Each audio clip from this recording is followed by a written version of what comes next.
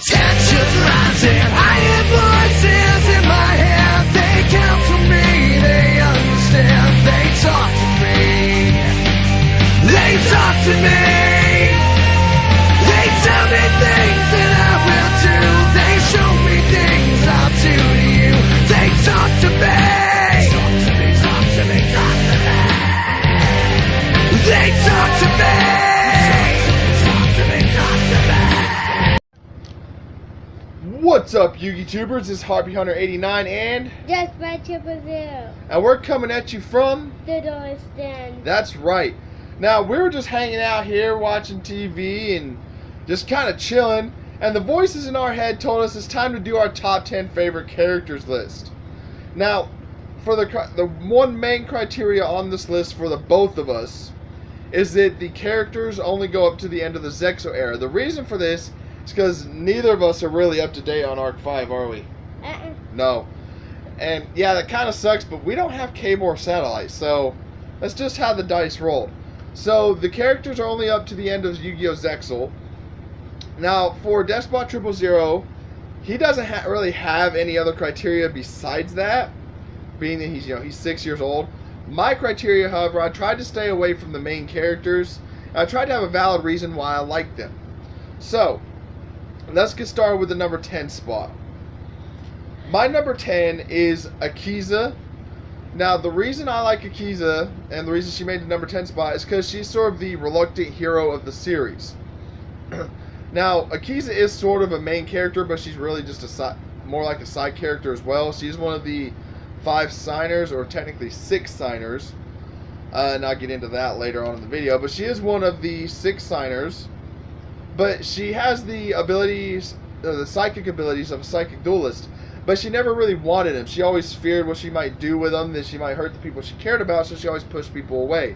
And it wasn't until Yusei came into her life and explained to her that her gifts weren't a curse, that she really started to reconnect with humanity and realized that her powers weren't actually a curse, they could actually be used to help people. What's your number 10 spot? Luna. Why is Luna at your number 10? Because she has a door board. Well, look at the camera, buddy. Because she has a dual board? Yeah. Any other reason? No? Alright. Number 9 is, for you, it's who? Leo? Yeah. Yeah, Leo? Why is Leo on your number 9 spot? Because she has a door board. Same reason as Luna? Alright, well, my number 9 spot goes to Seto's brother, Bakura. Or not Bakura, Mokuba. Seto's brother, Mokuba. Now, the reason Mokuba made the number 9 spot is because he's caught sort of in the middle of the big rivalry between Yugi and Seto. Now, he is friends with Yugi, but his brother is Seto, so the rivalry has always clashed with Mokuba's own personal values. And that has always been sort of an interesting plot development for a character.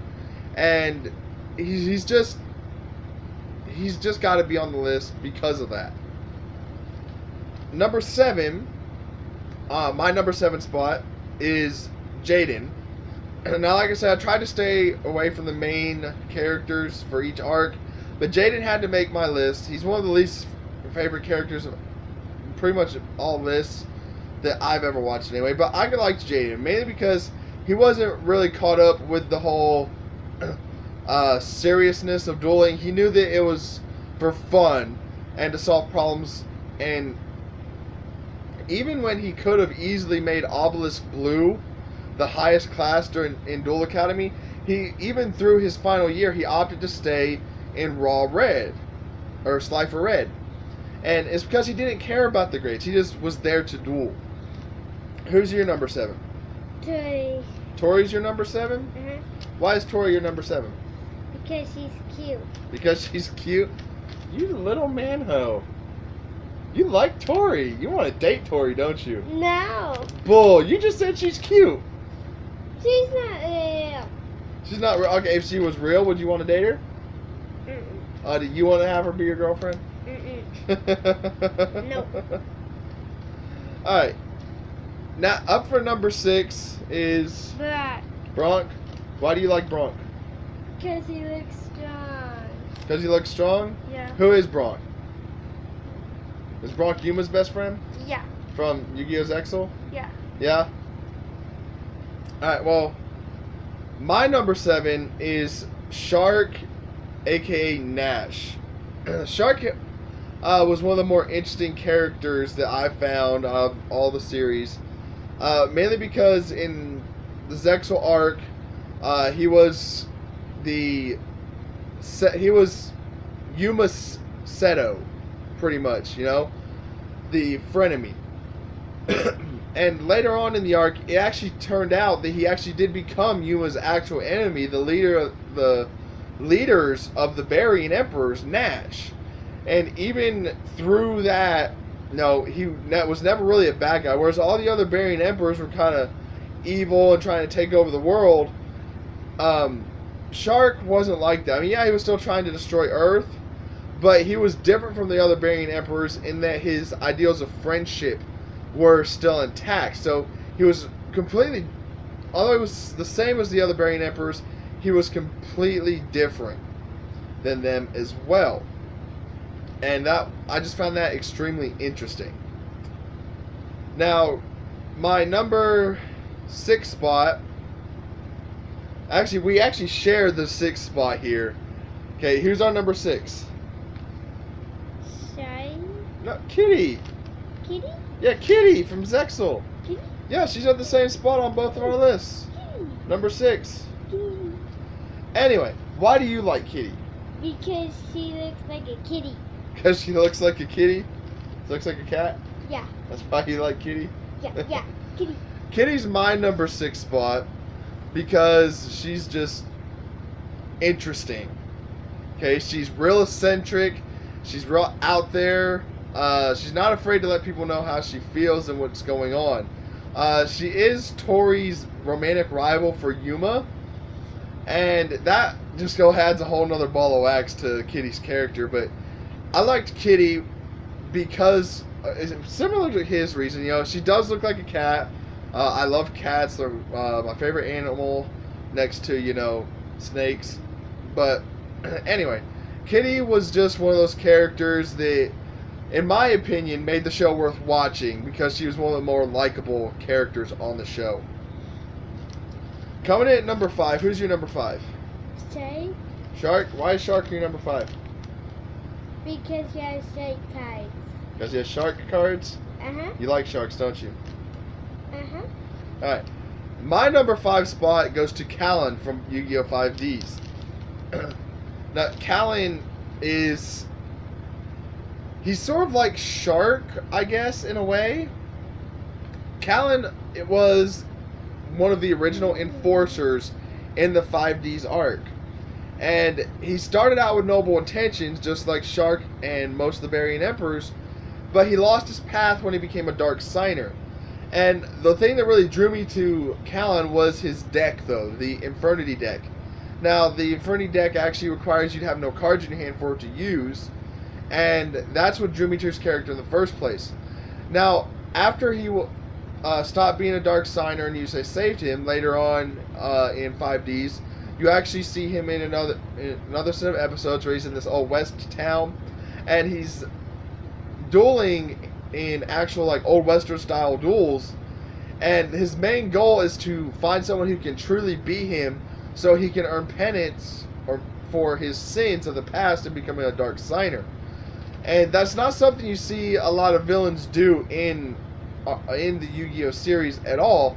And that just kind of drew me to him even more, and that's why I love the character. The number 4 spot is another character we both share at the same spot. It's... Crow. Yep, that's right, Crow.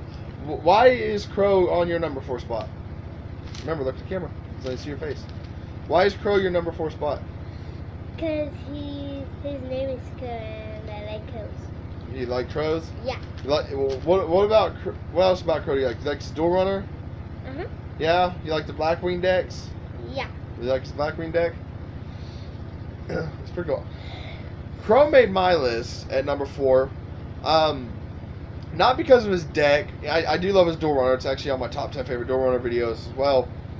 and Blackwings are all my top 10 favorite archetypes. But Crow actually made my top 10 list because of what he did when we first met him.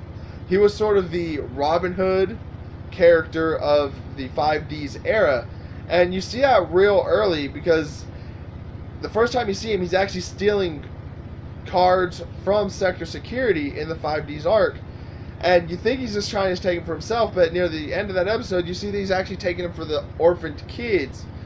And that's really big because in the satellite, dueling is prohibited. So for those kids to actually get the Yu-Gi-Oh cards from Crow, or in the anime they're called Duel Monster cards, but for them to get those cards from Crow, it really gave them a lot of hope. And that's just what Crow symbolized in the entire series. He was the hope of the entire series. The number 3 spot, well, who's your number 3? Yuma. Yuma? Why is Yuma number 3? Because of his deck. What's he use in his deck? Utopia? Utopia? Yeah. What's your favorite card? Utopia. Seen that one coming. Is there any other reason you like Yuma? Well, what about Astral? Mm-hmm. Astral's the guy that's in the key that Yuma hangs around his neck? Uh-huh. Yeah? So you like They Yuma formed because together. they merged together? Uh-huh. I like that too. My number 3 is Leo. Want to know why I like Leo? Yeah. Yeah? I like Leo because he's actually the 6th signer. Now, in the American version of the anime, you don't see the season where he becomes a signer. And that really kind of sucked. I haven't watched the full season, the full final season of 5Ds where he does become a signer and where Jack gets his Red Nova Dragon, all that good stuff.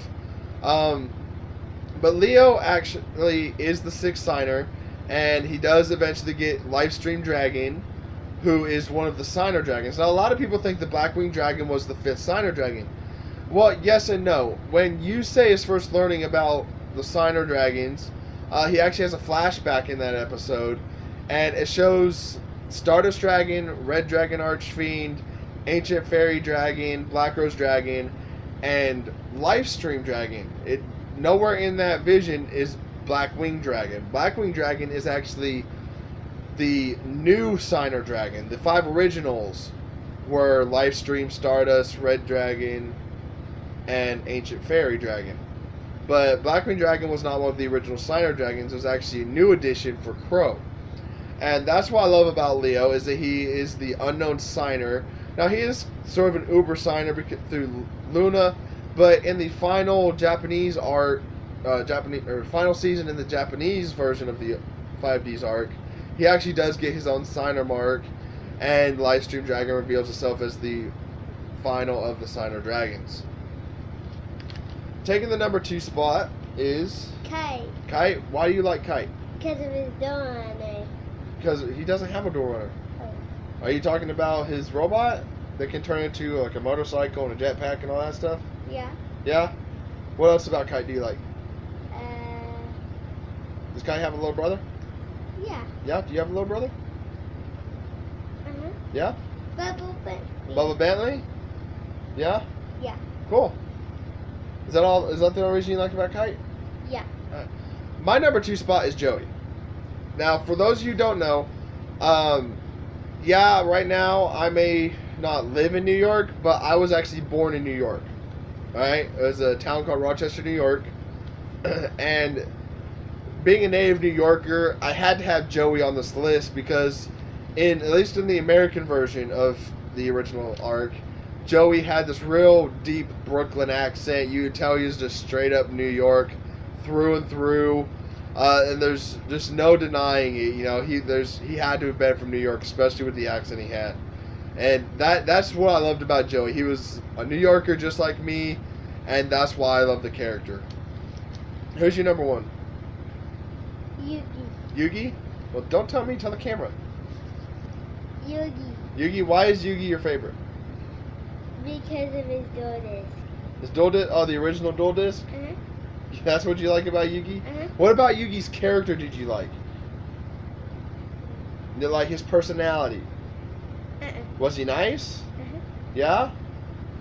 What about Yami? The spirit that came out of the Millennium Puzzle and overtook him and merged with him. You like him? Uh-huh. Yeah? So what is Yugi's best monster?